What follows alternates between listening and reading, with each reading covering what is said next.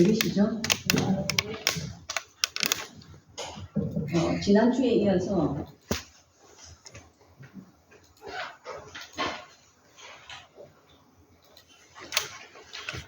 잠깐 이것을 설명드리고 지나가겠습니다. 지금 구약 성경의 원본은 존재하지 않죠. 그래서 우리가 사본을 또 지금 우리가 보고 있는 성경이 마소라 사본입니다. 마소라 학자들이 번역한 건데요. AD 900년 그러니까 번역이 되어졌습니다. 그런데 말라기, 구약이 말라기 마지막 책이 말라기잖아요. 그래서 BC 400년인데 1300년의 시간차가 있단 말입니다. 그래서 성경의 보존성이 많이 의심이 되어졌어요. 그런데 지난주에 말씀드린 1947년에 발견된 사본이 사해사본이라고 말씀드렸죠. 그런데 이 사해사본이 씌워진 지가 BC 200년에서 AD 200년까지입니다. 그래서 약 1000년의 시간차가 있었음에도 불구하고 비교해 보니까 오차없이 99.9%가 일치했던 거죠. 이후에 구약 성경의 보존성을 누구도 의심하지 않았습니다. 그래서 이 두 가지 우리가 최소한 이런 거는 우리가 알아야 되겠다고 생각이 들어서 제가 이것을 말씀을 드립니다. 그 다음 신약으로 들어가겠는데요. 들어가기 전에 우리가 다 잘 아시겠지만 신약 성경 목록을 한번 정리를 하고 들어가겠습니다. 자, 마태복음 앞에 보시면 누구나 목록이 있을 거예요. 자, 말라기 끝과 마태복음 앞에 아마 성경책 대부분 1332페이지나 3페이지가 될 것 같습니다. 자, 신약 전서 목록을 내주시고 이것을 우리가 목록을 한번 정리하고 신약을 들어가도록 하겠습니다. 성경이 총 몇 권이죠? 예, 66권이죠. 구약이 39권, 신약이 27권이죠. 자, 그 신약 전서 목록을 한번 정리를 하겠는데요. 자, 형광펜 있으신 분들은 형광펜 쓰시고 안 그러면 나름대로 기록을 하십시오. 자, 크게 역사서와 또 서신서와 또 계시록 이렇게 나눠지죠. 역사서를 보면 마태, 마가, 누가, 요한복음이 누구의 역사죠? 예수 그리스도의 행적이죠. 그 다음에 사도행전은 사도들의 행적이죠. 특별히 바울 사도를 중심이 되어서 흘러가는데요. 나중에 이 사도행전과 또 서신서를 연결하는 것을 같이 할 겁니다. 자, 이렇게 역사서가 마태, 마가, 누가, 요한, 사도행전까지가 역사서죠. 그 다음 로마서부터 빌레몬서까지가 자 뭐죠? 서신. 예, 바울 서신이죠. 13권입니다. 바울 사도가 다 썼죠. 1, 2, 3차 선교 여행을 하면서 갈 수 없는 지역과 또 개인에게 쓴 편지가 바울 서신서입니다. 13권이고요. 그 다음 히브리서부터 유다서까지가 여기도 편지죠. 그래서 공동서신이라고 합니다. 그죠? 8권인데 히브리서는 저자 이상이고요. 각각 저자가 그 앞에 있는 사람들 저자죠. 자, 이 공동서신 중에서 예수님의 육적인 동생들이 있죠. 누군가요? 야고보와 유다. 예. 그 다음 요한계시록은 편지와 예언서의 성격을 가지고 있습니다. 자, 이렇게 나뉘어지는데 우리가 성경을 여러 가지로 정의할 수 있겠지만 성경은 하나님께서 우리에게 보내신 편지라고 저는 생각합니다. 정말 그런 것 같죠? 이렇게 편지들로 지금 신약 전서가 되어 있습니다. 자, 이것을 한번 간단하게 나누고요. 이제 바로 들어가겠습니다. 자, 이거 같이 한번 읽어볼까요? 앞에 보이시죠? 시작. 갈릴리 예수 첫 일주일에 예루살렘에서 톱니루스 주인공으로 오시다. 예. 갈릴리 예수가 첫 6월절에 예루살렘에서 어떻게 톱니루스 주인공으로 뜨시는지 우리 한번 보겠습니다. 그래서 오늘 범위는 예수 탄생부터 공생의 첫 6월절 지난 8월까지입니다.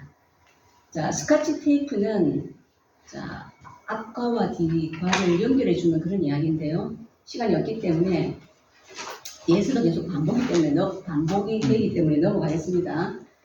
자, 우리가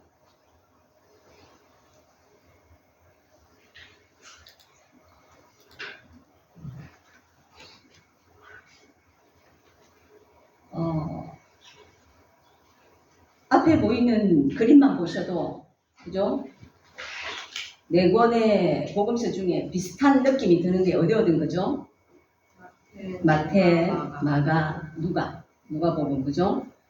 자, 이 네 권의 복음서 중에 이제 성격이 비슷한 거죠. 그래서 공통된 관점을 가지고 쓰여졌다 해서 공관복음이라고 합니다. AD 55년에서 65년경에 주로 갈릴리 사역을 중심으로 기록되어 있어서 80% 이상 내용이 같은 내용이죠. 근데 요한복음은 딱 봐도 표시가 나죠. 성격이 틀립니다. 그죠? 이 세 복음서 마태, 마가, 누가복음이 쓰여진 30년 정도 후에 AD 85년에 이 세 복음서를 다 본 후에 빠진 예루살렘 사역과 강론과 설교 등 이러한 내용을 써서 90% 이상 다른 내용들이죠. 그래서 우리가 이 내용들을 큰 광주리를 하나 준비해서 이 안에 다 넣을 거예요. 넣어서 그 사건이 일어난 순서대로 정리를 하면 이렇게 정리가 되겠죠. 그래서 마태, 마가, 누가, 요한복음을 이제 우리가 보면 시작이나 대부분 내용들이 조금씩 틀리잖아요. 그래서 공통된 것부터 이렇게 뺄 겁니다. 그럼 예수님 탄생하신 이야기 나올 거고요. 그럼 12살 소년기 이야기 나오겠죠. 그 다음 침례요한 이야기 나올 거고요. 자, 그 다음 침례 받으시고 시험 받으시고 그리고 5 제자 부르시고 가나 혼인 잔치. 자, 이런 식으로 예수님의 일생을 우리가 쭉 한번 연결시켜서 같이 공부를 해 나가자는 겁니다. 이런 공부가 사실 잘 없잖아요. 물론 우리가 성경을 한 구절만 봐도 충분히 그 안에서 하나님 은혜를 받고 하지만 이렇게 쭉 시간 순서대로 정리를 하면서 예수님이 이렇게 걸어가셨겠구나 이런 것들을 한번 또 정리해보는 그러한 시간들을 갖기를 원합니다. 그래서 공생애를 정리하기 위해서 이제 X좌표, Y좌표 이런 이야기가 나오죠. 그래서 X좌표는 한마디로 시간 순서대로 우리가 정리를 할 거예요. 그래서 시간 순서대로 정리를 한다면 가장 큰 기준점을 해야 되겠죠. 그래서 1년에 한 번 있는 6월절을 중심으로 정리를 할 겁니다. 자, 6월절은 얼마만큼 중요하냐, 그죠? 유대 명절 중에서 가장 큰 명절이죠, 6월절이. 특별히 출애굽기 12장 2절에 보시면 이제 애굽에서 6월절을 지키며 나올 때 하나님께서 뭐라고 하셨냐면 이 달을 너희에게 달의 시작 곧 해의 첫 달이 되게 하고 한마디로 이스라엘 나라의 그런 시작이고 구원의 날이었죠. 그래서 유대력으로 보면 1월 14일입니다. 근데 태양력 오늘날로 보면 4월이죠. 그래서 6월절은 4월이구나 이것을 그냥 기억을 하시고요. 자, 그래서 우리가 공생애가 3년이라고 다 알고 있잖아요. 그러면 6월절이 몇 번 지나가야 될까요? 4번. 4번이죠. 이래야 3년이 나오죠. 그래서 4번의 6월절 사건을 시간 순서대로 우리가 정리할 겁니다. 당연히 X좌표의 범위는 예수님 탄생부터 부활하시고 승천하실 때까지입니다. 자, 그럼 Y좌표란 공간과 장소의 개념입니다. 자, 한마디로 어디서 사역하셨는가를 뜻하는 거죠. 자, 이 Y좌표의 기준도 큰 것으로 개념을 잡아야 되겠죠. 예수님, 우리가 성경책 보면 예수님이 여러 곳에서 활동하시잖아요. 산, 회당, 바다 나오고 여러 가지 마을도 나오는데 큰 기준으로 잡아야 되기 때문에 큰 사역지로 나누어서 도의 개념인 갈릴리도, 유대도 지역을 기준으로 구분해서 정할 그 Y좌표의 기준이 됩니다. 자, 이스라엘은 크게 3도로 구분이 됩니다. 자, 갈릴리 호수 옆에 갈릴리도, 그 다음 밑에 사마리아도, 그 다음 유대도, 이렇게 되죠. 성경에서 갈릴리와 유대가 굉장히 많이 나오는데 이 두 지역을 기준으로 사복음서를 이해하는 게 굉장히 중요하죠. 특별히 예수님 당시에 유대인들은 사마리아 도에 살지 않았죠. 이 사마리아 도에는 누가 살았어요? 피가 섞인 사마리아 사람들. 이 사람들과 상종도 하지 않고 이 땅을 거치지 않고 어디로 다녔어요? 이렇게 요단 동편을 이렇게 다녔죠. 그렇기 때문에 나중에 보겠지만 예수님께서 사마리아에 들어가신 것은 엄청난 의미가 있는 거죠. 근데 또 이제 그렇다면 저는 이전에 왜 이쪽으로 바다 쪽으로 왜 안 다녔어 이런 생각이 들었는데 여기 보시면 완전히 이쪽이 절벽이래요. 이 해안선 보시면 그렇잖아요. 꼬불꼬불 그걸 우리 전에 중학교 때는 배웠죠. 리아스식 해안 뭐 그런 것이 돼야 항구가 배가 정착이 되는데 이렇게 되어 있다는 것은 지도상에서 이렇게 깎아지를 듯이 보인다는 것은 완전히 거의 다 절벽인 거예요. 그러니까 이쪽으로는 다 바다 쪽으로는 다닐 수가 없고 이쪽으로 다니는 거죠. 근데 이제 우리가 헷갈린 것이 우리가 잘 아는 찬양 복음성 중에서도 갈릴리 마을 그 숲속에서 이렇게 돼 있잖아요. 그래서 아주 작은 개념으로 들린단 말이에요. 갈릴리가. 그래서 갈릴리도 우리나라로 치면 도 개념인 것을 기억을 하시고요.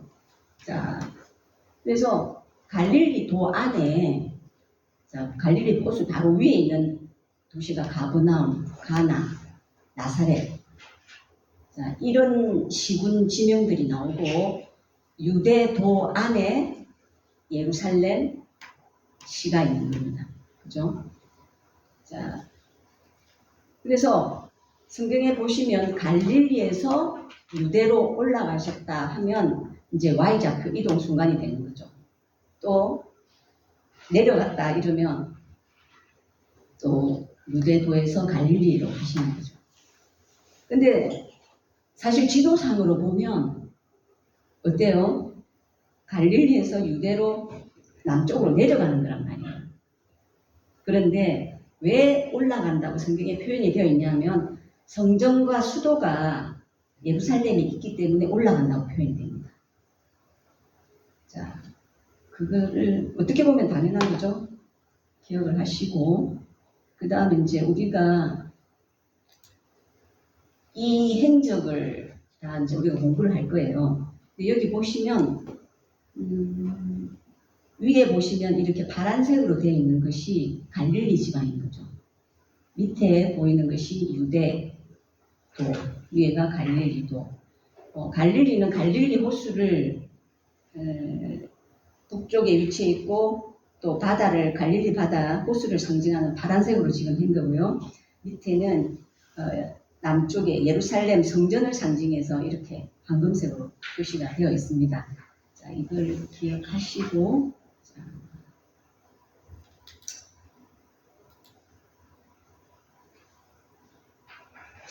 그 다음 큰 2번 보시면 XY 좌표를 이용해서 첫 번째 6월절 직전까지 정리하기인데요.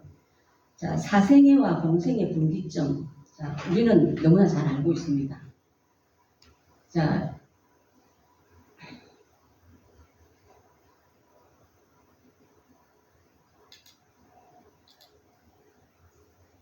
예수님 사역은 크게 사생애와 공생애로 나눠지죠.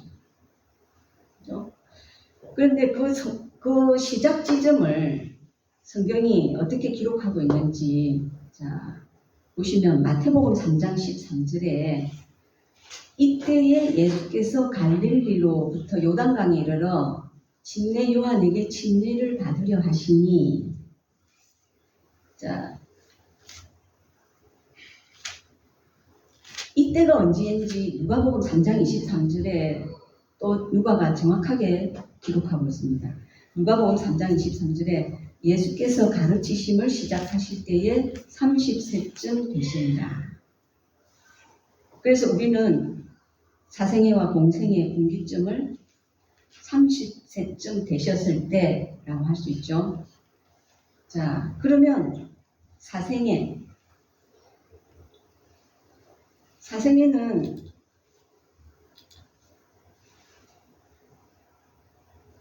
언제부터일까요? 태어날 때. 탄생부터 30세쯤 되어서 직내 받으실 때까지죠. 자, 그래서 사생애를 보면, 자, 우리가 너무나 잘 아는 내용이죠. 갈릴리 나사렛에서, 그죠? 갈릴리도 나사렛에서 요셉과 마리아가 정혼을 하고요. 자, 그 로마 황제 아구스도의 명령에 따라 고적하러 베들레헴으로 가죠. 그래서 그곳에서 예수님 탄생하시죠. 네, 이 탄생도 미가서 5장 2절의 예언에 따라서 탄생하신 거죠. 베들레헴 에브라다야, 너는 유다 족속 중에서 작을지라도 이스라엘을 다스릴 자가 내게서 내게로 나올 것이라. 그의 근본은 상고의 영혼에 있느니라. 자, 그 이후에 애굽으로, 그죠? 대헤롯의 유아 학살 명령을 피해서 애굽으로 자, 갑니다. 그리고 계속 거기서 사시다가 대헤롯이 죽고 나서 갈릴리 나사렛으로 귀환해서 자랍니다. 그래서 갈릴리 나사렛 예수 이렇게 이야기하죠. 그 외에 누가복음에 12살 때 성전에 올라가서 랍비들과 이야기를 나눈 정도가 성경에 나오고 있습니다. 자, 이것이 사생인데요.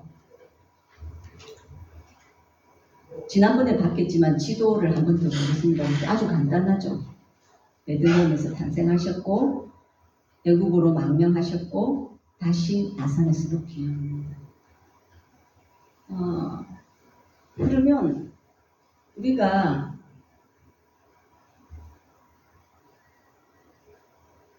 공생의 기준을 6월절로 우리가 잡자고 했잖아요. 자, 그렇다면은 예수님께서 공생애를 시작하신 지점은 6월절이 아니라는 거죠. 그죠? 6월절이 되기 전 30세쯤부터가 공생의 시작 지점입니다. 그래서 교환해 보시면 그것을 저도 공부하면서 처음 들었는데 앞자투기 공생애 이렇게 이야기합니다. 아무튼 그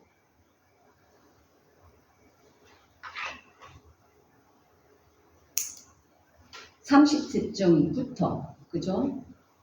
네, 30세쯤부터 6월 첫 번째 6월절 사이에 있는 그 사건들 그것을 우리가 한번 보겠습니다. 자, 예수님의 공생의 시작은 직내 요한의 집회 장소를 찾아가서 직내 받으시는 것부터가 공생의 시작 지점입니다. 근데 왜 직내 요한의 집회 장소일까요? 구약의 끝은 엘리야가 올 것이라고 말라기 4장 5절에 예언되어 있죠. 자, 말라기 4장 5절 제가 읽어드립니다. 보라, 여호와의 크고 두려운 날이 이르기 전에 내가 선지자 엘리야를 너희에게 보내리니. 그런데 그 말라기 예언대로 오리라고 한 엘리야가 누구였죠?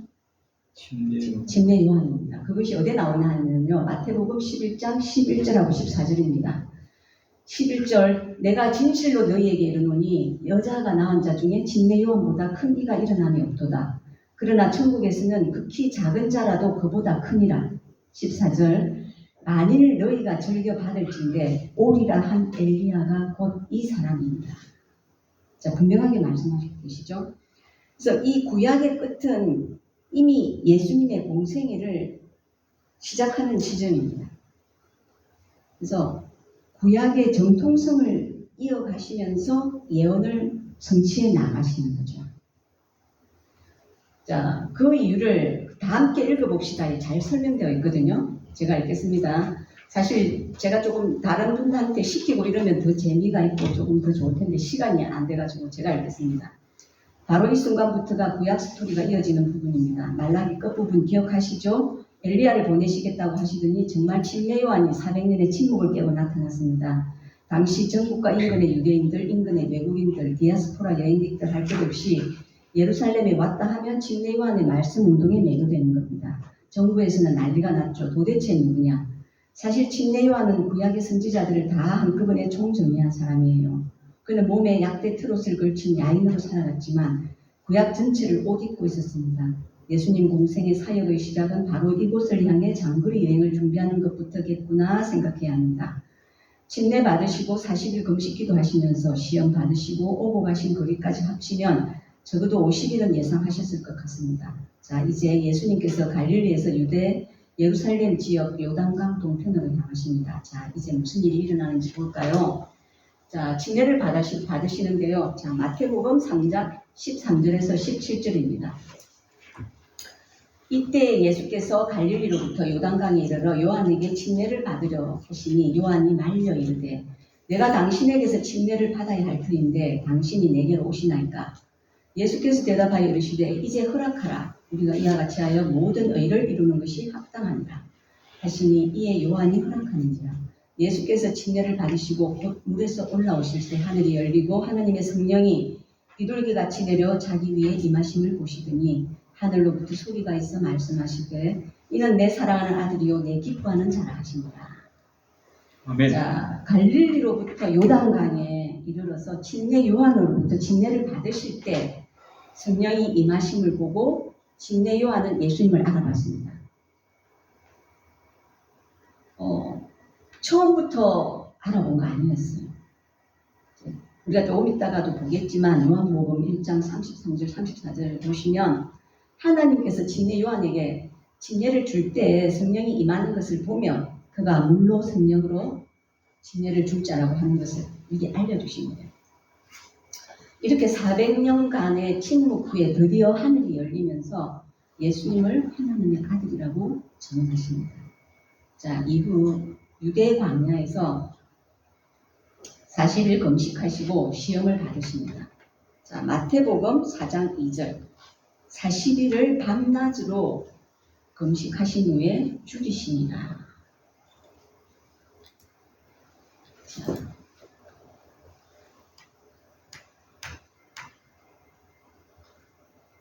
이때를 놓치지 않고 사단은 예수님께 시험을 하죠. 자, 비슷한 상황에서 첫 아담은 선악과 앞에서 불순종했지만 마지막 아담 예수 그리스도는 먹지 아니하시고 그리고 만들지 않으셨죠. 그래서 하나님의 말씀으로 살 것이다 라고 모든 시험을 말씀으로 물리치시고 자, 그 다음 금식 후 다시 침례 요한 집회 장소에 나타나십니다. 자, 마태복음 4장 11절 안 보실까요? 4장 11절 보시면 자, 시험 받으신 후에 이에 마귀는 예수 11절 예수를 떠나고 천사들이 나와서 추종되니라. 그리고 12절 예수께서 요한이 잡혔음을 들으시고 갈릴리로 물러가셨다가 자, 11절 이후에 마태복음에서는 자, 갈릴리로 가셔서 갈릴리 1차 사역만 기록하고 있습니다. 그런데 자, 요한복음에 보시면 금식 후에 다시 침례 요한 집회 장소에 나타나신 거예요. 그래서 우리는 연결해서 통합해서 간다고 말씀드렸죠. 그래서 요한복음 1장 29절에서 34절로 가십시오. 자, 이튿날 요한이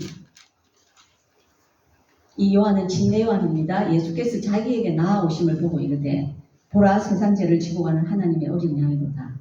내가 전에 말하기를 내 뒤에 오는 사람이 있는데 나보다 앞선 것은 그가 나보다 먼저 계시니라 한 것이 이 사람을 가리킴이라. 나도 그를 알지 못하였으나 내가 와서 물로 침례를 베푸는 것은 그를 이스라엘에 나타내려 함이라 하니라.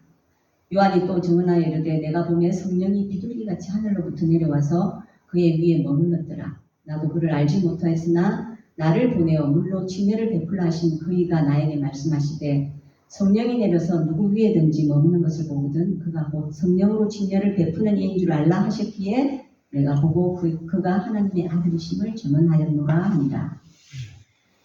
자, 그가 나보다 먼저 계시니라. 언제부터 계셨어요? 예, 구약 때부터 계셨죠. 말씀으로. 그런데 지금 육신으로 오셨다고, 그죠? 사람들에게 생명의 빛으로 오셨다고. 자, 요한이 그 앞부분에서 이미 다 기록했죠, 그죠?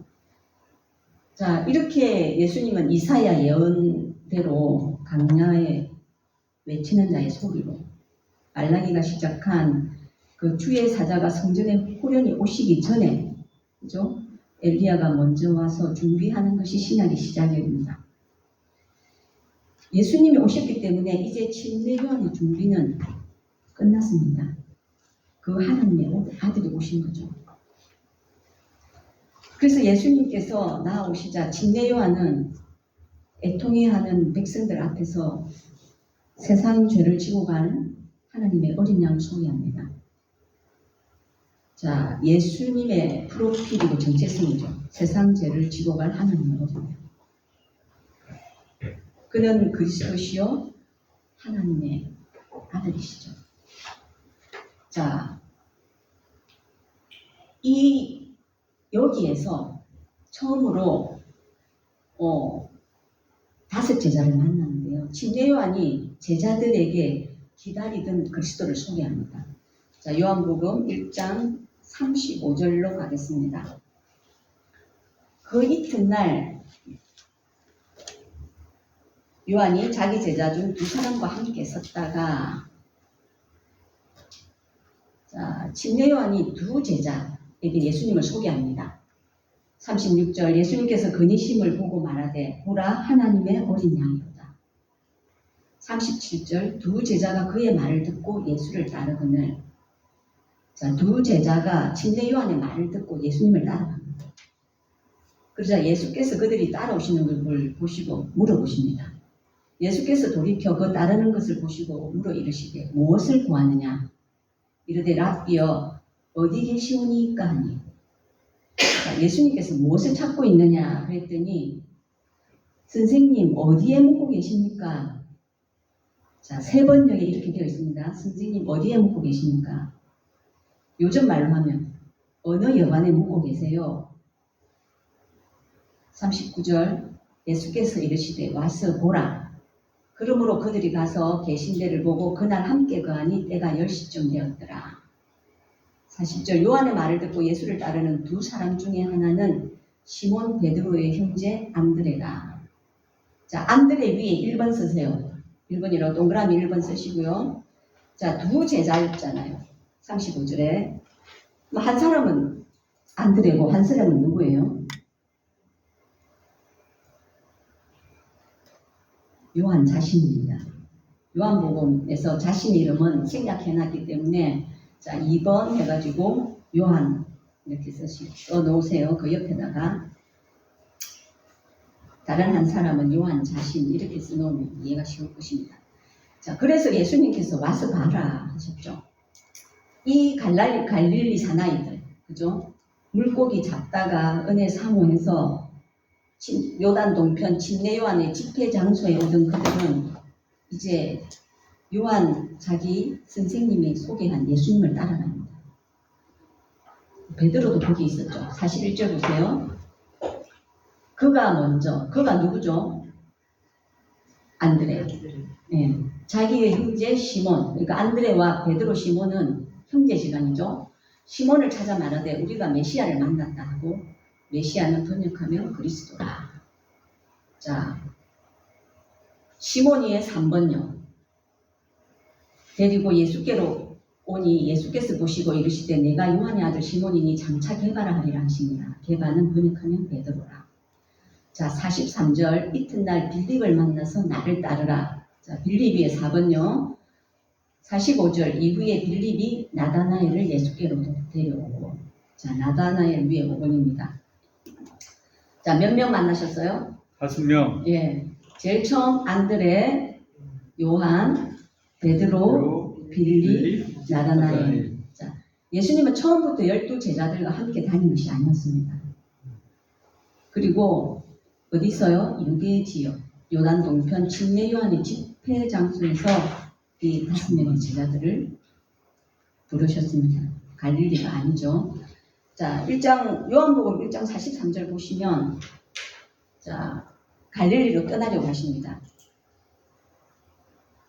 이튿날 예수께서 갈릴리로 나가려 하시다가, 자, 지금은 유대 지역에 아직 계신다는 거였죠. 자, 이제 갈릴리로 나가려고 하셨다고 되어 있는데, 자, 요한은 예수님 만난 후에 지금 이 책을 쓴 지가 60년이 지난 후에도 생생히 기억했고 기록을 하고 있다는 것을 알 수 있어요. 이튿날 예수께서 갈릴리로 나가려 하시다가, 자, 그러면서 우리가 이제 만난 거 봤죠. 자, 그러면서, 자, 이제 Y좌표가 바뀌었습니다. 갈릴리로 가십니다. 자, 그래서 이제 여기부터는 갈릴리에서 일어난 일이겠죠. 그래서 2장 1절에 보시면 사흘째 되던 날 갈릴리 가나에 혼례가 있어 예수의 어머니도 거기 계시고, 자, 아니나 다를까 갈릴리 이야기가 나옵니다. 자, 2절 예수와 그 제자들도 혼례의 청함을 받았더니, 자, 누구 갔을까요? 예수의 어머니도 가셨고요. 제자들도 갔다고 기록되어 있으니까 아마도 사역 초기에 으쌰으쌰하고 5명의 제자들이 유대로부터 함께 와서 있는 것 같습니다.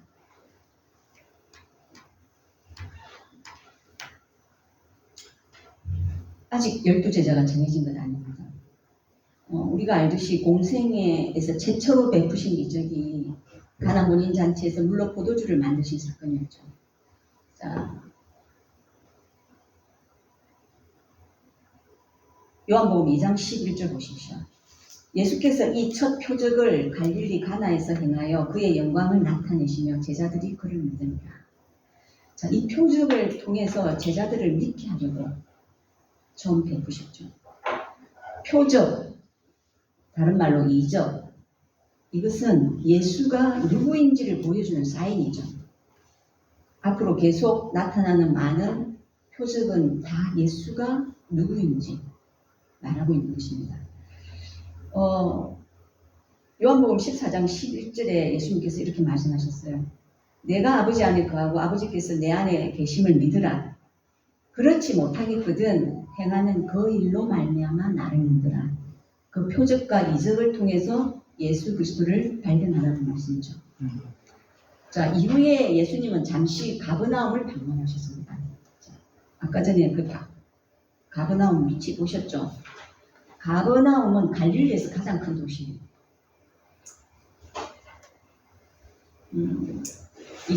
요한복음 2장 12절에 보시면 그 후에 예수께서 그 어머니와 형제들과 제자들과 함께 가버나움으로 내려가셨으나 거기에 여러 날 계시지는 아니하십니다.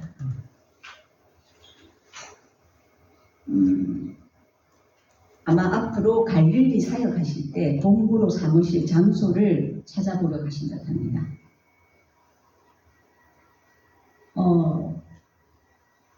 그 가버나움은 갈릴리에서 가장 큰 도시였는데요.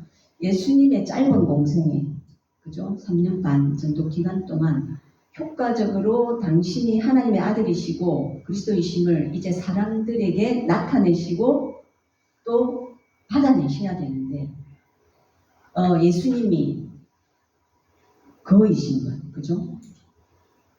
하나님이신 걸 계속 보여주셔야겠다는 거죠. 그렇다면 많은 사람을 만나셔야 하잖아요. 그래서 예수님의 사역의 방향은 대도시 중심입니다. 그래서 갈릴리에 사역하실 때는 가버나움을 중심으로 사역하셨고, 유대에 계실 때는 예루살렘을 중심으로 사역하셨습니다.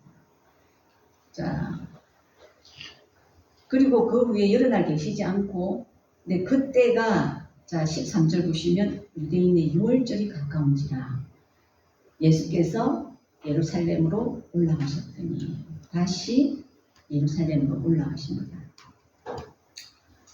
자,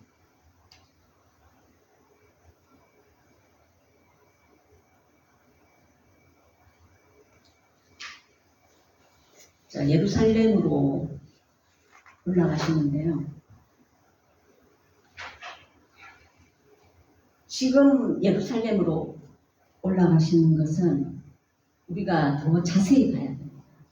왜냐하면 오늘 공부의 가장 중요한 클라이막스 사건이 자, 바로 여기거든요. 처음으로 공생의 기간 중에 처음으로 맞게 되는 유월절 찾아왔습니다. 자, 예수께서 제자들과 다시 예루살렘을 향하십니다.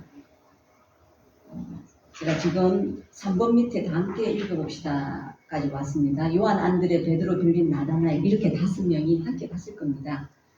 예수님은 성전에 나타나십니다. 그런데 그 성전은 사실 완전히 시장 같았습니다. 예수님은 성전에 들어가셔서 사람들을 막 내쫓으시고 장사판을 뒤집어 엎으셨습니다. 소위 예루살렘 성전 청결 사건이라고 불리우는 사건입니다. 이 사건은 예수님의 일생 전체를 어떤 방향으로 이끌어가게 됩니다. 어떤 방향일까요? 또 왜 그럴까요?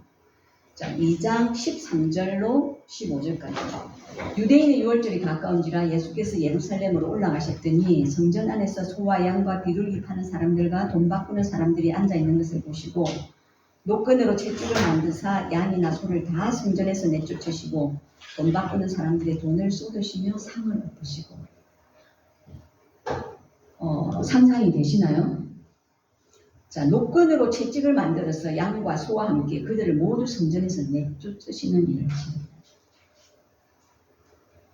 예수님은 공생의 첫 유월절 사역을 왜 성전에서 장사하는 사람들을 내쫓는 것으로 시작하십니까?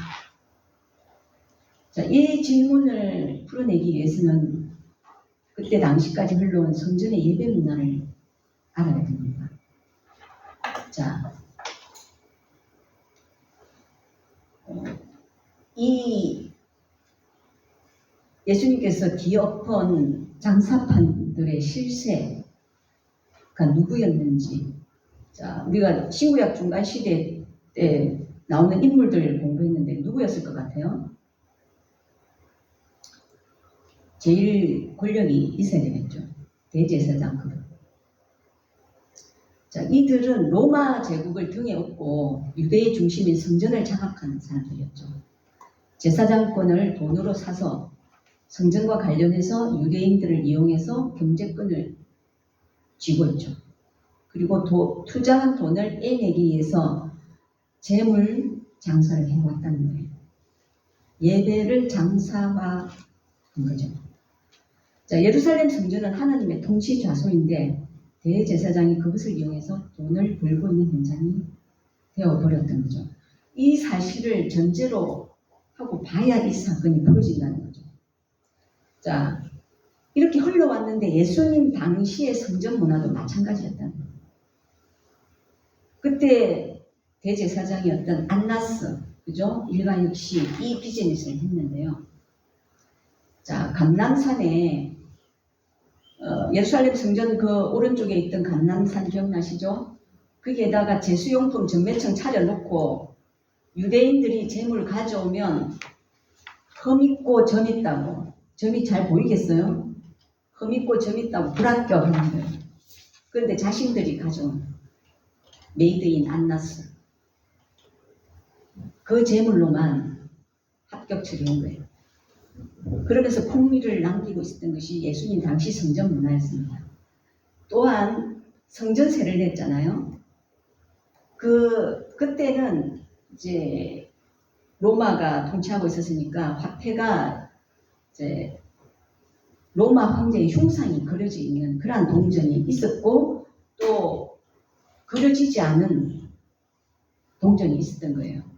그래서 그려지지 않은 동전만 받았는데 이게 이제 환전판에서 또 더 많은 수수료를 받고 환전을 해주는 그런 폭리까지 가중되어 있습니다. 우리가 얼마 전에 추석이 지나갔지만 한마디로 이 사람들은 유월절을 일미 삼아서 대목 장사하고 있었던 거죠. 또 그 분위기는 돗대기 시장 같았습니다. 그래서 예수님은 강도의 소굴이라고 말씀하셨습니다. 자, 그렇다면은 이곳에서 행하신 그 성전 청결 사건은 어떤 의미가 있을까요? 자, 예수님은 수도 예루살렘 중심부에서 먼저 자신을 드러내셨어요. 갈릴리 나사렛이나 가버나움이 아니라 수도 예루살렘은 정치, 경제, 문화, 교육의 중심지죠. 그 심장부에서 자신을 드러내셨습니다.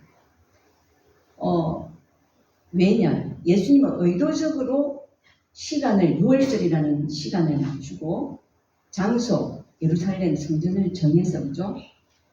말라기 3장 1절의 예언대로 자신을 드러내신 사건이죠. 자, 말라기 3장 1절에 이렇게 되어 있죠. 주의 사자가 호련히 성전에 나타날 것이다. 자, 그 예언대로 드러내신 사건입니다. 그렇다면 그 이유를 우리가 살펴봐야 되겠는데요. 그 이유를 살펴보기 전에 6월절에 왜 성전을 건드리셨나, 청소하셨나, 그것을 좀 더 우리가 이해를 돕기 위해서 구약에서 말하는 성전이 뭔지를 한번 우리가 정리를 해보고 넘어가겠습니다. 성전이 제일 처음 시작된 것은 어디부터죠? 다윗 후 그 전으로 들어가면 성막부터 들어가 볼게요. 모세시대 그죠?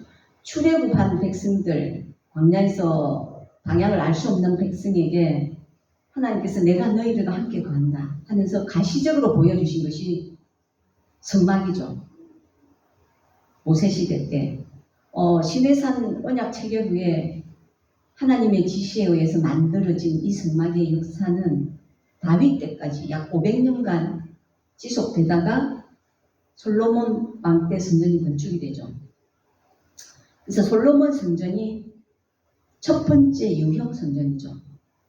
그래서 우리가 솔로몬 성전이라고는 하지만 우리가 성경을 보면 실제로 솔로몬은 짜 맞추기만 했고 누가 다 준비했어요? 다윗이 사실 다 한 거죠. 자, 다윗이 왕이 되어서 이스라엘의 진정한 왕은 하나님이시다 하시면서 대리 통치자로서 진짜 왕의 통치 좌소를 준비한 거죠. 그래서 하나님이 언약하셨죠. 다윗의 위를 이을 영원한 왕이 오실 것이다. 그래서 우리가 마태복음 1장에 보면 족보를 보면 아브라함과 다윗의 자손 예수 그리스도의 계보라.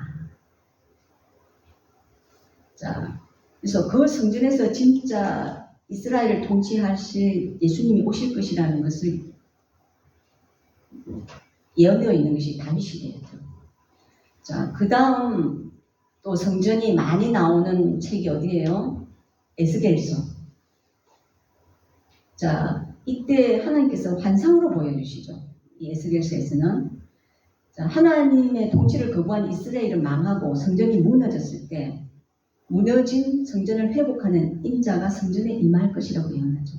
그래서 성전 재건축 설계도를 예언하면서 쭉 에스겔 40장에서 48장 보시면 자, 성전이 재건되고 하나님의 통치는 다시 시작되는 것을 에스겔에게 성전에 대한 환상으로 아주 자세하게 기록되어 있죠. 자, 그 다음 그 솔로몬 성전이 자, 그 다음 무너지고 포로들 이제 유대 포로로 잡혀가면서 그죠? 무너지고 조국으로 돌아와서 집중했던 프로젝트가 성전 재건이었죠. 자, 이것이 두 번째 유형 성전인 스룹바벨 성전이죠.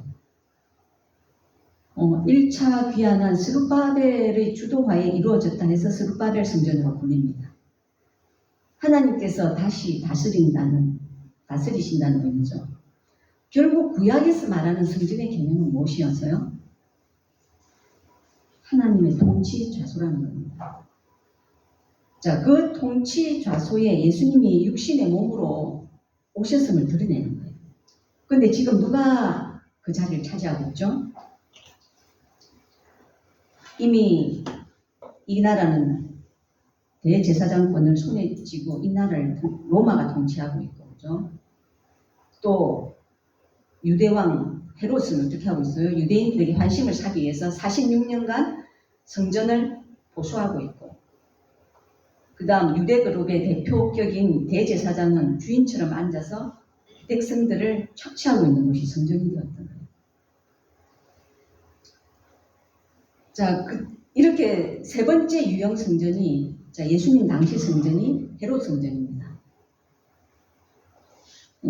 헤롯이 이 유대인들의 관심을 사기 위해서 그 스룹바벨 성전을 46년간 보수하고 있었죠. 재건축하고 있었는데요. 근데 누가복음 21장 5절에 보면 이 성전은 웅대하고 화려하기가 이루 말할 수 없었다고 표현되어 있습니다. 근데 이런 화려한 성전이 어떻게 돼요? 예수님의 예언대로 왕공 6년 후에 AD 70년에 로마 디도에 의해서 예루살렘이 함락될 때 불타버리죠. 지금 예루살렘에 있는 성전은, 사원은 AD 7세기경에 세워진 이슬람식 사원이 현재까지 오고 있습니다. 자, 그런데 신약에서는 무엇을 성전이라고 말하고 있어요? 예, 요한복음 3장 16절에 너희가 하나님의 성전인 것과 하나님의 성령이 너희 안에 거하시는 것을 알지 못하느냐, 그렇게 말씀하시죠. 자, 성전은 이렇게 쭉 우리가 한번 정리를 해봤고요. 다시 돌아가서 예수님이 이 성전 청결 사건의 결과는 뭐죠? 이 사건의 의의,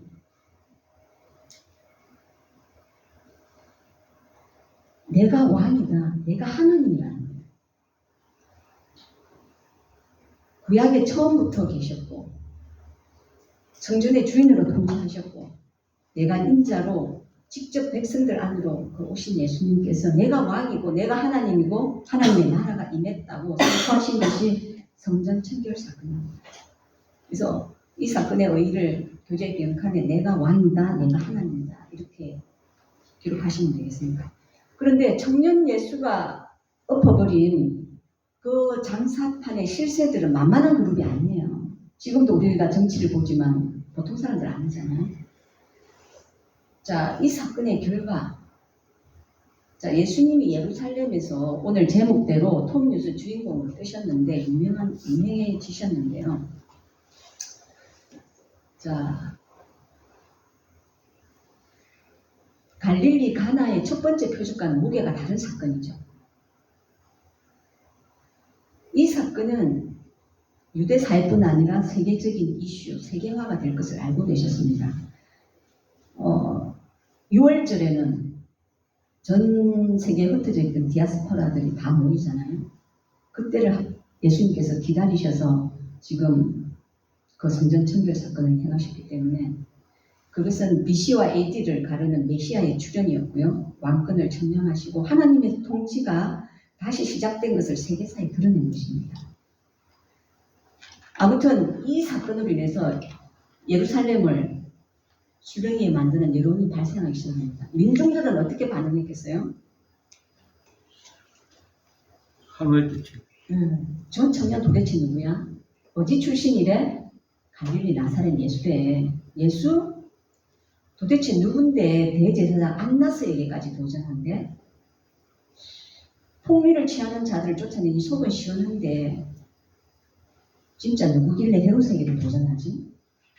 헤롯이 46년이나 짓고 있는 성전을 헐어버리고 또 3일 만에 짓겠다고 하네. 자, 민중들은 복잡한 마음이지만 민중들의 속내는 후련했을 것입니다.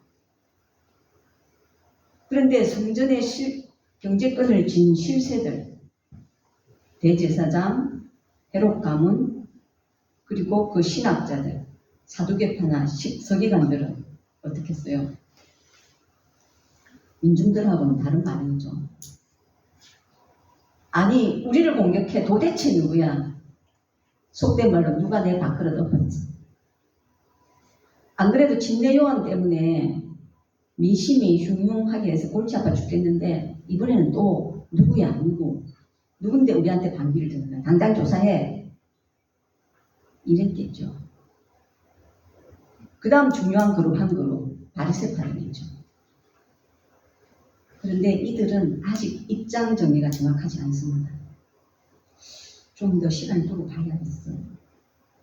어쨌든 저 사두개파랑 짝짝꿍 놀고 있는 대제사장 세력들을 공격하는 걸 보니 속은 시원한데, 그리고 우리 백성들이 저 진매요한한테 다 뺏겨갖고 또 신나는데 저 예수는 도대체 누구길래 나타나서 우리를 이렇게 헷갈리게 하지?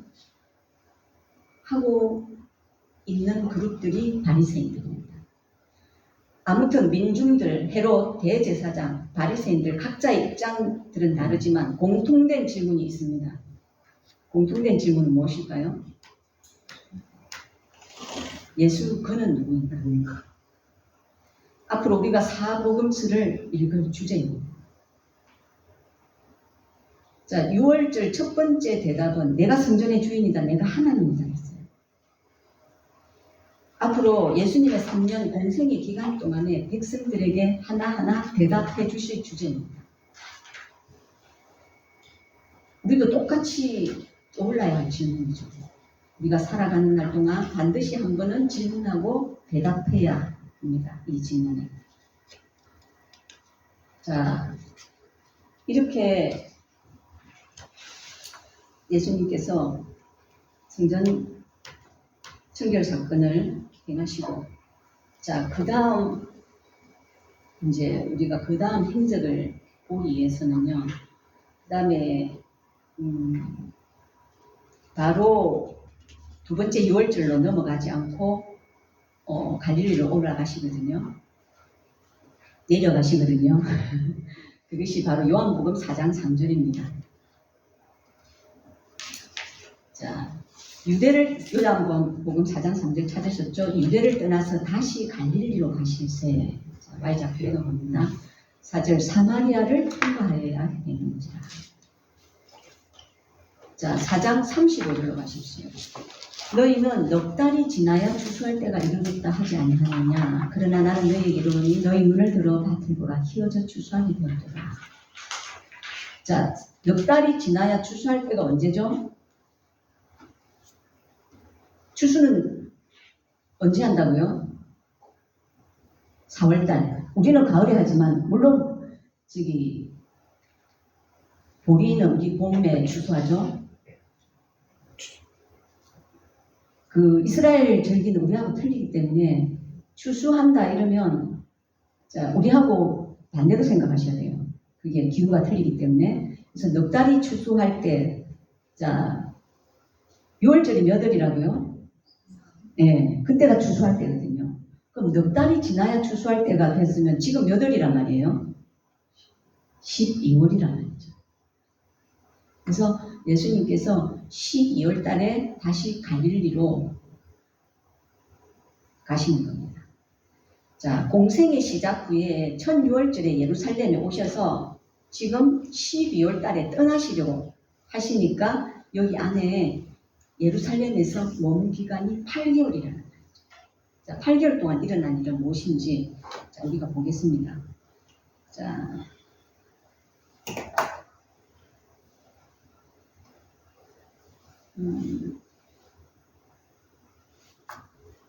이 첫 번째 6월절 성전 청결 사건으로 예수님께서 내가 성전의 주인이고 내가 하나님임을 드러내셨잖아요. 자, 그럼 이제부터 백성들로부터 어떤 답을 받아야 되겠어요? 그렇게 선언을 하셨으니까, 아, 예수님이 성전의 주인이시군요, 예수님이 하나님이시군요 라는 고백을 받아내셔야 한다는 거예요. 그래서 그 대답을 받아내시려고 보여주신 것이, 자, 양가로 1번입니다. 표적을 행하신 겁니다. 자, 2장 23절. 자, 6월절에 예수께서 예루살렘에 계시니 많은 사람이 그의 행하시는 표적을 보고 그의 이름을 믿었으나. 자, 이렇게 예수님의 첫 사역은 유대 예루살렘 지역에서 많은 이적을 행하심으로 시작됩니다. 이 이적을 통해서 예수님은 자신이 누구인지를 보여주고 계셨죠. 자, 이 이적들을 통해서 예수 그는 누구인가라는 질문에 대해서 예수께서 가장 듣고 싶은 대답은 무엇이었겠어요? 예수가 그리스도다. 예수가 하나님의 아들이다. 이 대답이었죠. 우리가 성경을 이미 봐서 알지만 제자들도 마지막까지 어째요? 정치적인 그리스도, 나라의 회복, 독립을 위한 그러한 힘 있는 왕을 냈죠. 그것이 아니라 죄와 사망에서 구원하실 그리스도, 그죠? 백성을 위해서 죽는 왕으로 대답을 받아내는 것이 3년의 공생의 기간 동안 예수님의 미션이셨습니다. 그런데 걸어다니고 있는 사람을 하나님이라고 믿게 한다는 게 쉬울까요? 저는 한 번씩 생각해 봅니다. 제가 만약에 예수님 당시 그때 태어났더라면 예수님을 어떻게 잘 믿었을까? 아무튼 한 단계 한 단계 깨달아가게 해야 하는 것이 예수님의 미션이었죠. 그러다가 결국 고백을 받아내셔야 합니다. 그래서 나타나는 중요한 예수님의 활동이 표적과 이적입니다. 그 하나하나가 그가 그리스도라는 표적이죠. 그래서 우리가 2장 23절에 읽었듯이 그의 행하시는 표적을 보고 그의 이름을 믿었다고 말씀하죠. 자, 이렇게 많은 표적, 이적과 또 말씀을 행하셨고요. 근데 아까 정확한 입장을 보이지 않는 그룹이 있었죠. 그가 어디였죠? 바리새인이었죠. 자, 거기서 대표를 한 사람 보냅니다. 그것이 2번인데요. 니고데모가 공적으로 방문합니다. 요한복음 3장 1절 2절입니다. 그런데 바리새인 중에 니고데모라는 사람이 있으니 유대인의 지도자라. 자, 성경 주석 보시면 사내들인 공의의 회원으로 되어 있습니다. 그가 밤에, 낮이 아닌 밤에 예수께 와서 이르되 랍비여, 우리가 당신은 하나님께로부터 오신 선생인 줄 아나이다. 하나 하나님이 함께 하시지 아니하시면 당신이 행하시는 이 표적을 아무도 할 수 없습니다. 자, 우리가 이렇게 되어 있죠. 니고데모 개인으로 찾아온 게 아니라는 말이에요. 바리새인이 이내 공적인 대표로 왔음을 알 수 있습니다. 대표로 제가 왔는데요. 당신은 하나님께로부터 오신 선생인 줄 우리가 의견을 모았습니다. 오신 선생인 줄 아나이다. 그 말이죠. 이러자 예수님은 내가 누구다라고 이렇게 말씀하지 않으세요. 3절 보세요. 진실로 진실로 내게 이르노니 사람이 거듭나지 아니하면 하나님 나라를 볼 수 없느니라 라고 말씀하십니다. 내가 온 것은 바로 거듭나게 하려고 온 거야. 나는 선생님이 아니다 라고 말씀하십니다. 5절 진실로 진실로 내게 이르노니 물과 성령으로 거듭나지 아니하면 하나님 나라에 들어갈 수 없느니라.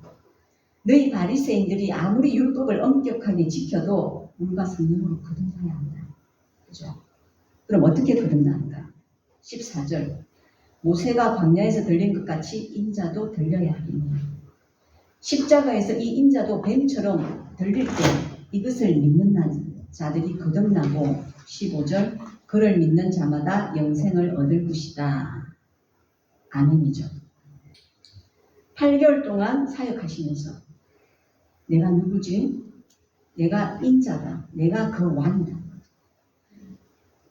그 백성들의 죄를 위해서 죽으려고 오신 왕이시다. 그 죽음으로 영생을 줄 것이다. 이것을 하나하나 가르쳐 주신 거죠. 예수 그는 누구신가를 계속 사역을 통해서 보여주십니다. 자, 이렇게 사역하시면서 유대 지역에서 8개월 동안 침례 요한의 추종자들을 접수하십니다. 예수님의 첫 번째 제자들도 침례 요한의 제자들이었죠. 이 침례 요한은 나는 준비하는 자이고 진짜 주인공인 예수님이 오셨다 하면서 자기의 제자들을 다 예수님께로 보내는 거예요. 그러면서 예수님은 침례 요한의 청중들을 접수하십니다. 자, 요한복음 3장 22절 펴보십시오. 22절 자, 그 후에 예수께서 제자들과 유대 땅으로 가서 거기 함께 유하시며 침례를 베푸시더라. 자, 아직 갈릴리로 가시지 않고 유대에서 8개월 동안 계시면서 예수님께 오는 사람들에게 침례를 베풀고 계시죠. 자, 23절 요한도 침례를 베풀고 있습니다. 24절 요한이 아직 옥에 갇히지 아니하였더라. 무슨 말이에요? 조금 있으면 갇힌다는 말이에요. 26절 제자들이 요한에게 가서 이르되 랍비여 선생님과 함께 요단강 저편에 있더니 곧 선생님이 정언하시던 이가 침례를 베풀며 사람이 다 그에게로 가더이다. 27절 요한이 대답하여 이르되 만일 하늘에서 주신 바 아니면 사람이 아무것도 받을 수 없느니라. 내가 말한 바 나는 그리스도가 아니요 그의 앞에 보내심을 받은 자라고 한 것을 정언할 자는 너희니라. 내가 그리스도가 아니고 그 앞에서 보내심을 받고 준비하는 자인 것을 너희들이 정언해 줘야 돼. 그러시죠? 신부를 취하는 자는 신랑이나 서서 신랑의 음성을 듣는 친구가 크게 기뻐하나니 나는 이러한 기쁨으로 충만하니라. 예수님은 신랑이시로 오셨고 침례 요한은 신랑 친구 들러리라는 거죠. 자기는 그 신랑 예수님을 보고 크게 기뻐한다고 말했습니다. 그는 흥하여야 하겠고 나는 쇠하여야 하리라. 나는 퇴장이냐 한다는 거죠. 나는 준비하는 자라고 소개합니다. 그렇다면 침례 요한의 메시지는 무엇이었느냐? 자, 누가복음 3장 4절로 가십시오. 자, 우리가 성경을 보면 침례 요한은 말씀만 전했는데도 그죠? 사람들이 엄청난 센세이션을 일으켰잖아요. 그런데 예수님은 어때요? 말씀을 전하시고 표적도 행하시고 그러니까 성전에서 장사판을 뒤엎어도 아무도 범접할 수 없는 위험으로 사역하신 거죠. 그러자 많은 청중들이 예수님을 가혹합니다. 그리고 침례 요한이 나는 망하고 예수님은 흥하여야겠다. 자, 정말 그렇게 되는지 우리가 한번 보겠습니다. 침례 요한의 청중들은 어떤 메시지를 들었는지 누가복음 3장 4절 선지자 이사야의 책에 쓴 바 광야에서 외치는 자의 소리가 있어 이르되 너희는 주의 길을 준비하라 그의 오실 길을 곱게 하라. 자, 침례 요한은 주의 길을 준비하고 있었죠. 7절 요한이 침례 받으러 나오는 무리에게 이르되 독사의 자식들아 누가 너희에게 일러 장차 올 진노를 피하라 하더니. 자, 이런 말 들어도 가난한 심령으로 나왔다는 거죠. 17절 손에 키를 들고 자기의 타작마당을 정하게 하사 알곡은 모아 곳간에 들이고 쭉정이는 꺼지지 않는 불에 태우시리라. 자, 그분이 오시면 심판이라는 거죠. 자, 이런 심판의 메시지 앞에서 침례 요한의 심판의 메시지 앞에서 애통하며 회개하던 청중들에게 들려주신 예수님의 메시지가 무엇이었을까? 우리가 너무나 잘 아는 말씀이죠. 요한복음 3장 16절 하나님이 세상을 이처럼 사랑하사 독생자를 주셨으니 이는 그를 믿는 자마다 멸망하지 않고 영생을 얻게 하려 하십니다. 드디어 선포하기 시작하십니다. 심판 아니라 구원이라는 거죠. 하나님의 아들 내가 와서 구원한다는 거예요. 아들 믿으면 구원 얻는다는 것입니다. 영생 얻는다는 거예요. 심판에 이르지 않는다는 거예요.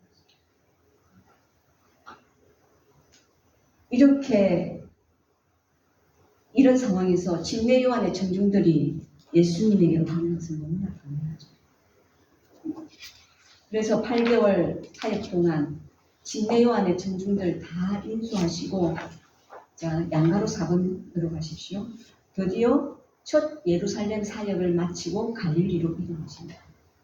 요한복음 4장 1절에서 3절 예수께서 제자를 삼고 침례를 베푸시는 것이 요한보다 많다 하는 말을 바리새인들이 들은 줄을 주께서 아신지라. 예수께서 친히 침례를 베푸신 것이 아니요 제자들이 베푼 것이라. 유대를 떠나 다시 갈릴리로 가실세. 자, 이 8개월 말기 이즈음에 예수께서 바리새파의 입장을 간파하십니다. 그리고 드디어 첫 번째 6월절 때 오셨던 유대 지역에서 사역을 마치고 갈릴리로 이동하십니다. 자, 갈릴리로 가는 길에 사마리아를 거쳐가시죠. 그래서 사마리아 여인을 만나시는데요. 이 사마리아 여인 만난 이야기는 다음 주에 합니다. 자, 오늘 여기까지고요. 자, 제가 기도하고 마치겠습니다. 기도하겠습니다. 주님, 지금까지 주님을 따른다고 하면서 예수님의 흔적을 너무나 쉽게 글로만 따라온 건 아닌지